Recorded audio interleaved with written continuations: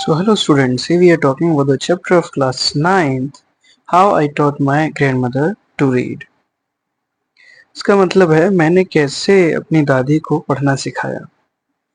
तो इसके जो ऑथर हैं वो हैं डॉक्टर सुधा मूर्ति, काफ़ी अच्छी राइटर हैं, स्टोरी बहुत अच्छा लिखा गया है, आपको इंटरेस्ट आएगा पढ़ने में। सो हम स्टार्ट करते हैं विदाउट वेस्टिंग टाइम। जो इसका फर्स्ट सीन है इसमें दे रखा है प्रोटोगेनिस्ट। प्रोटोगेनिस्ट का मतलब समझते हैं? प्रोटोगेनिस्ट का मतलब होता है किसी भी एक्ट का मेन कैरेक्टर होना। मेन कैरेक्टर समझ लीजिए, मेन किरदार जिसे बोलते हैं। तो फर्स्ट सीन पढ़ते हैं हम। When I was a girl about 12, I used to stay in a village in North Karnataka with my grandparents. तो जब मैं 12 साल की थी तो मैं नॉर्थ कर्नाटका में एक गांव में अपने दादा दादी के साथ में रहती थी। Those days, उन दिनों, the transport system was not very good. So we used to get the morning paper only in the afternoon. तो उन दिनों ट्रांसपोर्ट सिस्टम था ना वो बिल्कुल बेकार था, सही नहीं था, इसीलिए जो सुबह का पेपर होता था वो हमें दोपहर में मिल पाता था। ये कौन कह रहा है? ये खुद ऑथर बोल रही हैं। The weekly magazine use to come one day late. और जो साप्ताहिक मैगजीन आती थी, वीकली मैगजीन आती थी, वो एक दिन लेट आती थी। All of us would wait eagerly for the bus. सब लोग हम बस का इंतजार कर रहे होते थे। Which use to come with papers, जो पेपर्स के साथ में आती थी, वीकली मैगजीन के साथ में आती थी, एंड पोस्ट, और डाक की उसमें चीजें आती थी, मतलब लेटर्स वगैरह आते थे। At the time Triveni was a popular writer in Kannada language. उस समय पर जो त्रिवेणी थी वो बहुत ही पॉपुलर राइटर थी कन्नड़ लैंग्वेज में। ठीक है ना, त्रिवेणी बहुत ही पॉपुलर राइटर थी कन्नड़ लैंग्वेज की। She was a wonderful writer, बहुत ही वंडरफुल राइटर थी, अच्छी। ही her style was easy to read and very convincing. उनका जो लिखने का तरीका था ना वो बहुत ही आसान था, इजी टू रीड था, मतलब आराम से पढ़ सकता था कोई, वेरी कन्विंसिंग था, और आप उसमें इंटरेस्ट हो जाते थे, आप भी एक्सेप्ट करते थे उसको। Her stories usually dealt with complex psychological problems in the lives of ordinary people and were always very interesting. तो उनकी जो स्टोरीज होती थी वो हमेशा डील करती थी ये कॉम्प्लेक्स साइकोलॉजिकल प्रॉब्लम्स के ऊपर, है ना, जो मनो सामाजिक जो समस्याएं होती हैं साधारण लोगों के जीवन में उनके ऊपर, और बहुत मजेदार वो चीजें उसमें लिखती थी। मतलब एक साधारण मनुष्य के जीवन के ऊपर वो उनके सामाजिक जीवन के ऊपर लिखती थी, जो बड़ी इंटरेस्टिंग होती थी। अनफॉर्चुनेटली फॉर कन्नड़ लिटरेचर, और अचानक से जो कन्नड़ लिटरेचर थी, कौन? त्रिवेणी, शी डाइड वेरी यंग, वो कम उम्र में ही उनकी मृत्यु हो गई। इवन नाउ आफ्टर 40 years, और अब भी 40 साल बाद, people continue to appreciate her novel, उसके नोवेल्स को लोग अभी भी मतलब अप्रिशिएट करते हैं, है ना, प्रेज करते हैं उसके लिए, अभी भी पढ़ते हैं उनके नोवेल्स को, तारीफ करते हैं उनके नोवेल्स की। ठीक है ना, तो ये वो है ऑथर, मतलब डॉक्टर सुधा मूर्ति, ये उनकी दादी। तो हम स्टार्ट करते हैं। देखो, one of her novel called Kashi Yatre was appearing as a serial in Kannada weekly Karmaveera then. तो उनका एक जो नोवेल था काशी यात्रे जिसको बोला जा रहा है, वो एक सीरियल के फॉर्म में Kannada weekly, in the Kannada weekly Karmaveera then. ये करमवीरा यहाँ पर क्या है? एक टेलीकास्टिंग चैनल है जिस पर वो आया करता था, सीरियल के फॉर्म में आता था करमवीरा पर। जैसे हमारा कोई भी सीरियल किसी फॉर्म पर आता है, वैसे ही यहाँ पर करमवीर पर काशी यात्रा आया करता था, सीरियल के फॉर्म में, नाटक के फॉर्म में। इट इज द स्टोरी, और ये काशी यात्रा है क्या? It is the story of an old lady, ये एक ओल्ड लेडी के बारे में कहानी है, and her ardent desire to go to Kashi और वाराणसी। और उनका एक अर्डेंट डिजायर था, अर्डेंट का मतलब बहुत ही ज्यादा रेजोल्यूट, दृढ़ डिजायर था, इच्छा थी कि वो काशी या फिर वाराणसी जाएंगी। Most Hindus believe that going to Kashi and worshipping Lord Vishweshwara is the ultimate punya. बहुत सारे लोग ये मानते हैं, बहुत सारे हिंदूज ये मानते हैं कि काशी जाना और वहां जाके लॉर्ड विश्वेश्वरा की पूजा करना एक अल्टीमेट पुण्य होता है, मतलब पुण्य मिल जाता है ये करने से। This old lady also believed in this, and her struggle to go there was described in that novel. और ये लेडी भी इस चीज को मानती थी, और उनका जो पूरा संघर्ष है, हर स्ट्रगल टू गो देयर, वहां पर जाना, was described in this novel. वो इस काशी यात्री में डिस्क्राइब करा गया है. In the story, there was also a young orphan girl who falls in love, but there was no money for the wedding.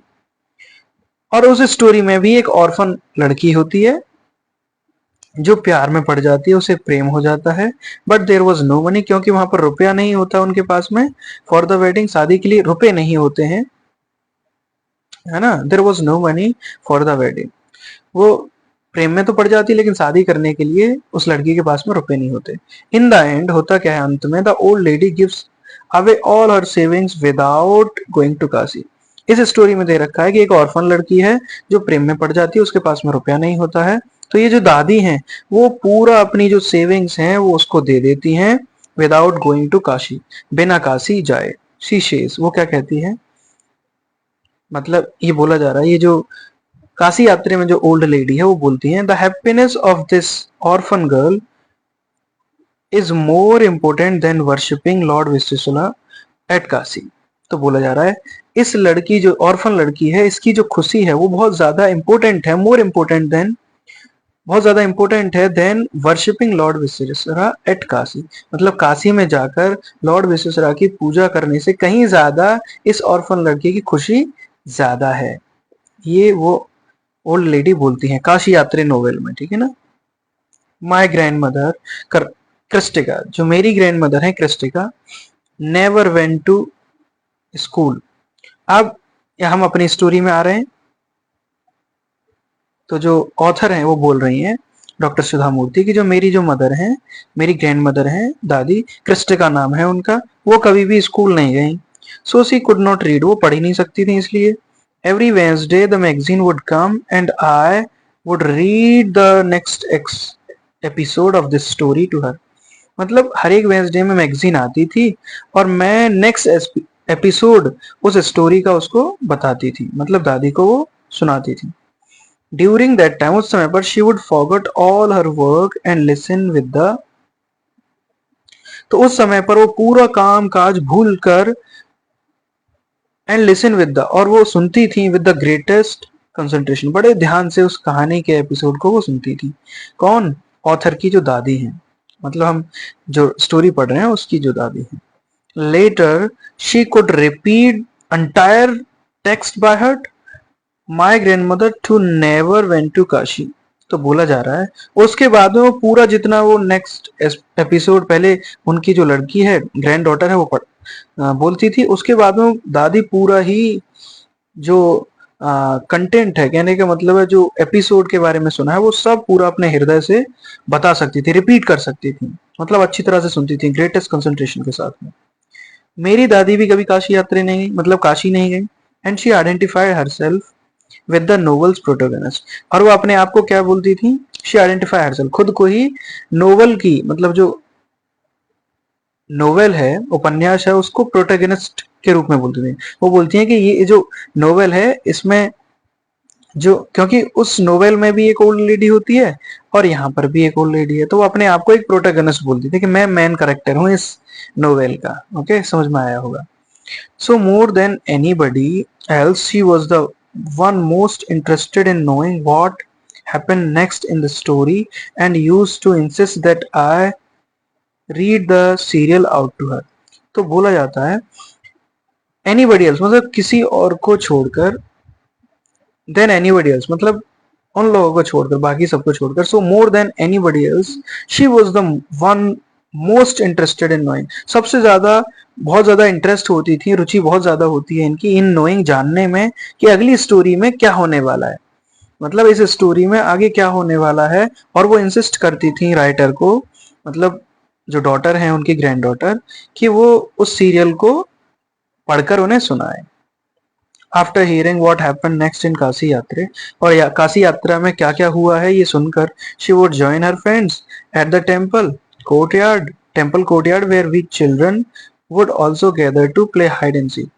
तो उसके बाद में दादी के फ्रेंड्स टेम्पल के जो मंदिर का जो आंगन है वहां पर इकट्ठे हो जाते थे, और हम जो चिल्ड्रंस बच्चे हैं वो भी इकट्ठे होते थे हाइड एंड सीक खेलने के लिए. ठीक है ना, ये टेम्पल है। यहाँ पर जो दादी हैं वो अपने ग्रुप के साथ में स्टोरी को डिस्कस कर रहे हैं और बाकी बच्चे पीछे खेल रहे हैं। She would discuss the latest episode with her friends. तो वो अपने दोस्तों के साथ में जो लेटेस्ट एपिसोड होता है उसके बारे में डिस्कस कर रही होती थी। एट द टाइम, उसी समय पर, I never understood why there was so much of debate about the story. और मुझे उस समय पर ये समझ में नहीं आता था, मुझे ये कभी समझ में नहीं आया कि इस स्टोरी पर इतना डिबेट क्यों होता था, क्यों लोग चर्चा करते थे। Once I went for a wedding with my cousins to the neighbouring village. और एक बार मैं फॉर अ वेडिंग, मैं एक बार वेडिंग के लिए गई, मतलब शादी में गई अपने कजन्स के साथ में, टू द नेबरिंग विलेज, अपने पड़ोसी गांव में वहां पर गई।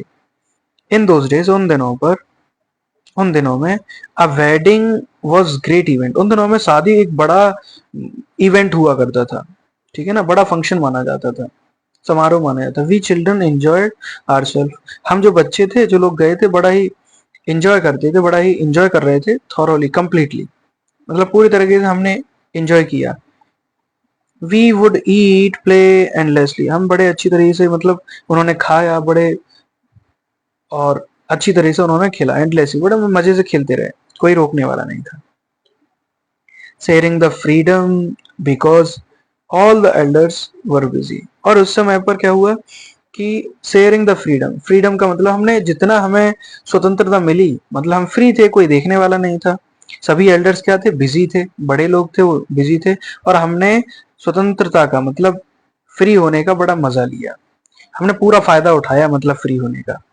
आई went for a couple of days, मैं कुछ दिनों के लिए वहां पर गई थी, but ended up staying there for a week, लेकिन एक हफ्ते तक वहां पर मैं ठहरी। तो ये राइटर बोल रही हैं, एक हफ्ते तक हम जो पास पड़ोस गांव के जो पड़ोस में ही दूसरा जो गांव था वहां पर शादी थी, शादी अटेंड करने के लिए गए थे, तो वहां पर एक हफ्ते तक रुकी। When I came back to my village, जब मैं अपने विलेज में वापस आई, I saw my grandmother in tears, मैंने अपनी दादी को आंसुओं में देखा। आई वॉज सरप्राइज, मैं आश्चर्यचकित थी, for I had never seen her cry even in the most difficult situation, क्योंकि मैंने कभी उन्हें कठिन से कठिन समस्या में ऐसे रोते हुए नहीं देखा। वॉट हैड हैपन, क्या हुआ होगा। आई वॉज वरीड, मैं थोड़ी चिंतित थी। Avva, is everything all right, are you okay. तो वो बोलती हैं, अव्वा क्या तुम ठीक हो, सब चीज ठीक है। I use to call her Avva, which means mother in Kannada, Kannada spoken in north Karnataka. तो मैं उसे अव्वा बुलाती थी, मतलब जो राइटर हैं वो बोल रही हैं कि मैं उनको अव्वा बुलाती थी, जो कन्नड़ स्पोकन में मदर मीनिंग होता है, मदर मतलब माँ का मीनिंग होता है, इन नॉर्थ कर्नाटका। तो नॉर्थ कर्नाटका में कन्नड़ स्पोकन में अव्वा बुलाया जाता है मदर के लिए। She nodded but did not reply, उन्होंने सिर हिलाया लेकिन उत्तर नहीं दिया। आई did not understand and forgot about it, मैं समझ नहीं पाई और मैं इसके बारे में भूल गई। In the night after dinner, और डिनर के बाद में रात में, we were sleeping in the open terrace of our house, हम सो रहे थे अपने हाउस के बिल्कुल खुले टेरेस के ऊपर, छत के ऊपर। इट वॉज समर नाइट, ये गर्मी की रात थी, and there was a full moon, और चंद्रमा पूरा निकल रहा था। अव्वा केम, अब अव्वा आती है वहां पर, जो ग्रैंड मदर है, and sat next to me, और मेरे पास में ही वो बैठ जाती हैं। Her affectionate hands touched my forehead, उनके जो अफेक्शनेट हैंड होते हैं वो मेरे फोरहेड को, माथे को छूते हैं, मतलब अपने हाथों से वो मेरे माथे को छूती हैं। I realise she wanted to speak, मैं ये पहचान जाती हूँ कि वो कुछ कहना चाहती हैं। शी वांटेड टू स्पीक, वो कुछ कहना चाहती थी। आई आस्क्ड हर, मैंने पूछा, व्हाट इज द मैटर, मैंने पूछा कि क्या है, मामला क्या है। तो ये देखो दादी सर पर हाथ रख रही है ना। When I was a young girl, I lost my mother. There was nobody to look after and guide me. My father was a busy man and got married again. तो बोला जा रहा है यहाँ पर, अब दादी खुद बोलती हैं कि मैं जब छोटी लड़की थी, मतलब यंग गर्ल थी जब, आई लॉस्ट माई मदर, मेरी मम्मी चल बसी, है ना, मेरी मम्मी नहीं रही, वो एक्सपायर हो गई। There was nobody to look after and guide me, वहाँ कोई नहीं था मुझे देखभाल, मेरी देखभाल करने के लिए और मुझे कुछ सिखाने के लिए, गाइड करने के लिए। मेरे फादर जो थे बिजी मैन थे और उनकी शादी हो गई थी दोबारा से। In those days people never considered education essential for girls. उन दिनों पर लड़कियों के लिए कोई भी मतलब एजुकेशन को जरूरी नहीं समझता था। So I never went to school, इसीलिए मैं स्कूल ही नहीं जा पाई। I got married very young and had children, मैंने बहुत कम समय में ही शादी कर ली थी और बच्चे भी हो गए। आई बिकेम वेरी बिजी, मैं बहुत बिजी हो गई। Later I had grandchildren, अब उसके बाद में ग्रैंड चिल्ड्रन भी हो गए, मतलब बच्चों के भी बच्चे। And always felt so much happiness in cooking and feeding all of you, और हमेशा ये लगता था कि बड़ी खुशी होती थी मतलब खाना बनाने में और सबको खाना खिलाने में। At times I use to regret not going to school at time, और कुछ समय पर आई यूज टू रिग्रेट, कभी कभी रिग्रेट करना पड़ता था क्योंकि मैं स्कूल नहीं गई। So I made sure that my children and grandchildren studied well, और इसीलिए मैंने ये बिल्कुल श्योर कर लिया कि मेरे बच्चे और मेरे जो ग्रैंड चिल्ड्रन हैं वो अच्छी तरह से पढ़ें। ओके, अभी सेकंड सीन आ रहा है। I could not understand why my 62-year-old grandmother was telling me a 12-year-old। तो मैं समझ नहीं पाई कि मेरी 62 साल की जो 62-year-old ग्रैंड मदर है ये मुझे क्यों बता रही है। आई कुड नॉट अंडरस्टैंड, मतलब मैं तो 12 साल की थी, 12 साल की, और ये मुझे क्यों बता रही थी मुझे समझ में नहीं आया। The story of her life in the middle of the night, वो भी रात में, रात के बीच में वो अपने जीवन की कहानी बता रही है। But I knew I loved her immensely, लेकिन मैं जानती थी मैं उनको बड़ा प्रेम करती थी। And there had to be some reason, और ये भी जानती थी कि कोई ना कोई रीजन तो होगा why she was talking to me, कि वो मुझसे क्यों बातें कर रही थी। I looked at her face, मैंने उसके फेस पर देखा, उनके फेस पर। It was unhappy and her eyes filled with tears, उनका चेहरा दुखी था और उनकी आंखों में आंसू थे। She was good looking lady who was usually always smiling, वो बड़ी ही गुड लुकिंग लेडी है, मतलब बड़ी अच्छी महिला है और हमेशा मुस्कुराती रहती हैं। इवन टुडे, और आज भी, आई can not forget the worried expression on her face, और आज भी मैं उनके जो चेहरे पर चिंता का जो भाव था वो आज तक भूल नहीं सकी। I leaned forward and held her hand, मैं थोड़ा आगे झुकी एंड उनके हाथ को पकड़ा। मतलब ये खुद ऑथर बोल रही हैं, doctor Sudha Murthy. Avva, don't cry, what is the matter, can I help you in any way. वो बोलती हैं, अव्वा चिल्ला रो मत, डोंट क्राई, क्या मामला है, क्या मैं किसी भी तरीके से तुम्हारी सहायता कर सकती हूँ। Yes, I need your help, मुझे तुम्हारी मदद चाहिए।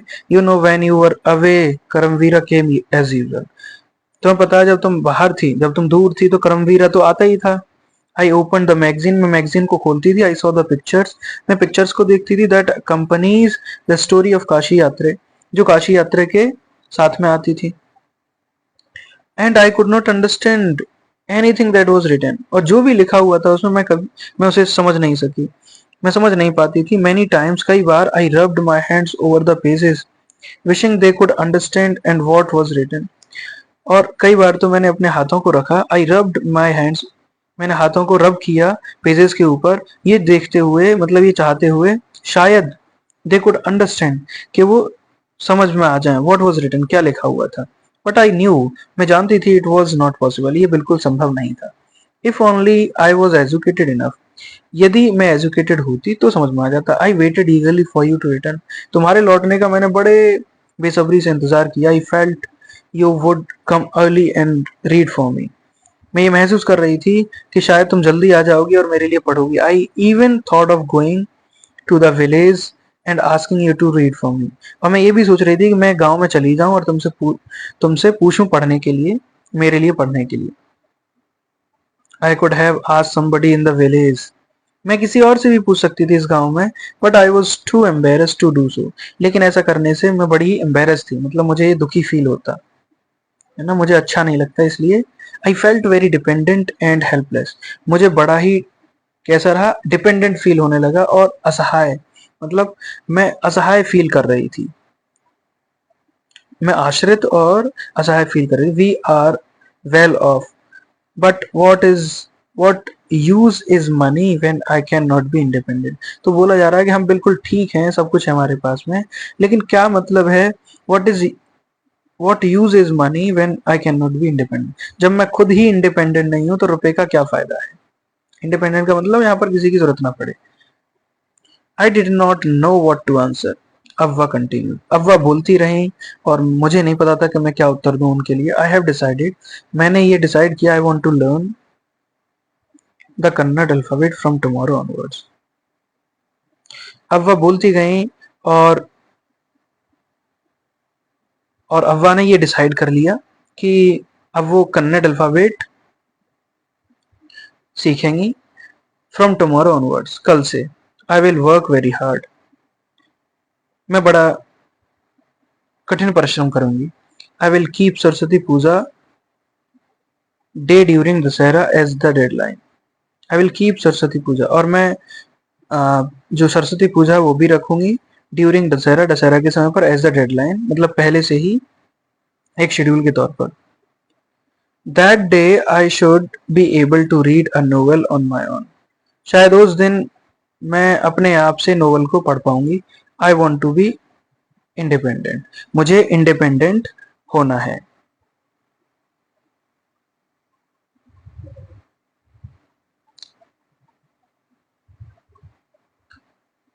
आई saw the determination on her face, मैंने उनके फेस पर एक डिटर्मिनेशन देखा।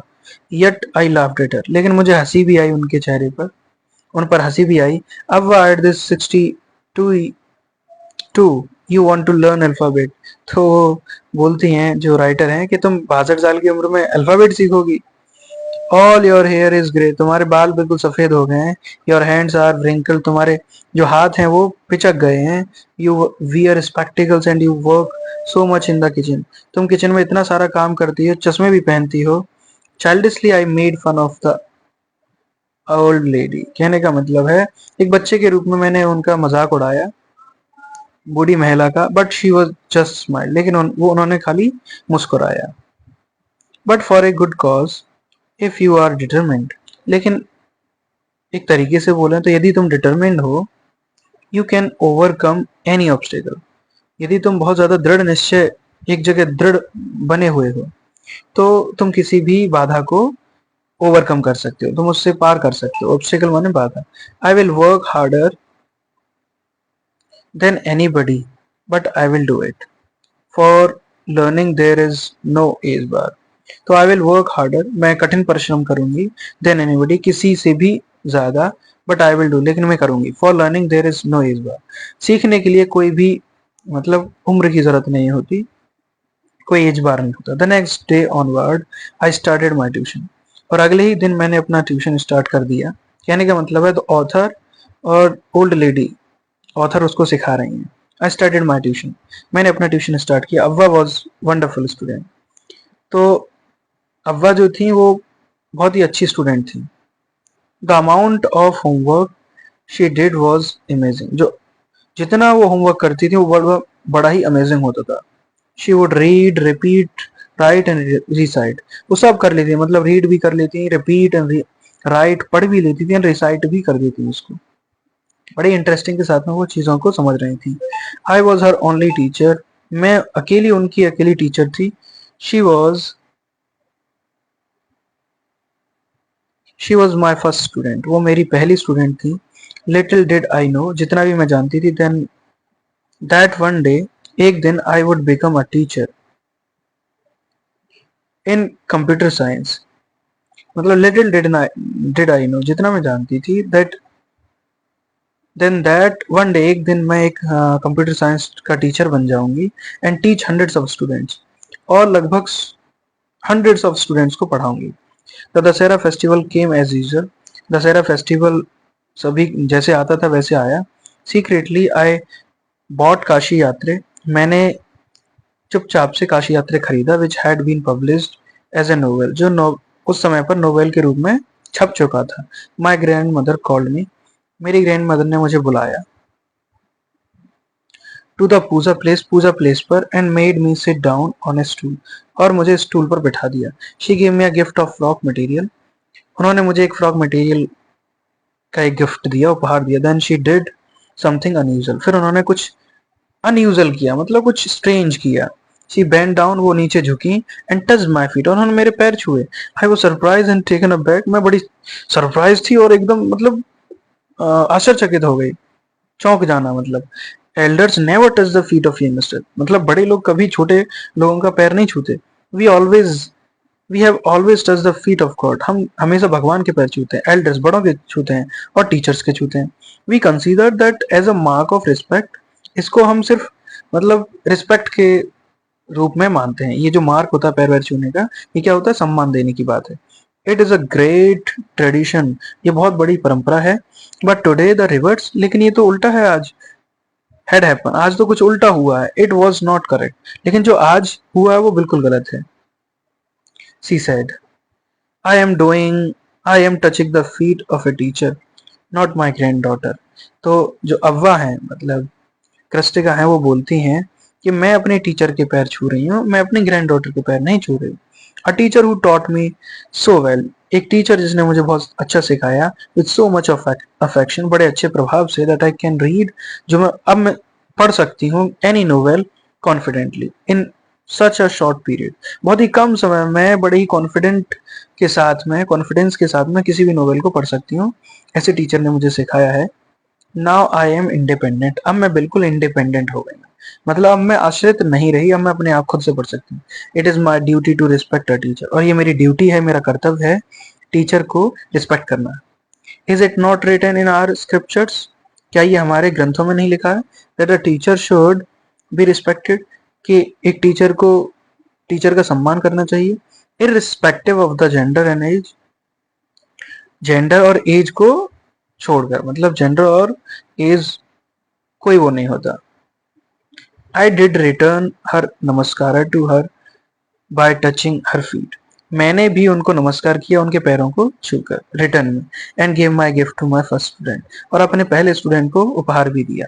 शी ओपन इट, उन्होंने ये खोला, and read immediately the title Kashi Yatre by Triveni and publisher's name, कहने का मतलब है उन्हें तुरंत खोला और पढ़ा, टाइटल लिखा हुआ था काशी यात्रे बाय त्रिवेणी और पब्लिशर का नाम लिखा हुआ था। आई न्यू देन, तब से मुझे पता है, I knew then that my student had passed with flying colours, कि जो मेरा स्टूडेंट है वो ये चीजें सीख चुका है। फ्लाइंग कलर्स का मतलब है सक्सेसफुल हो चुका है, उन्होंने सीख लिया है जो जिसके लिए वो अर्डेंट थी। ठीक है, सुधा मूर्ति ने लिखा है।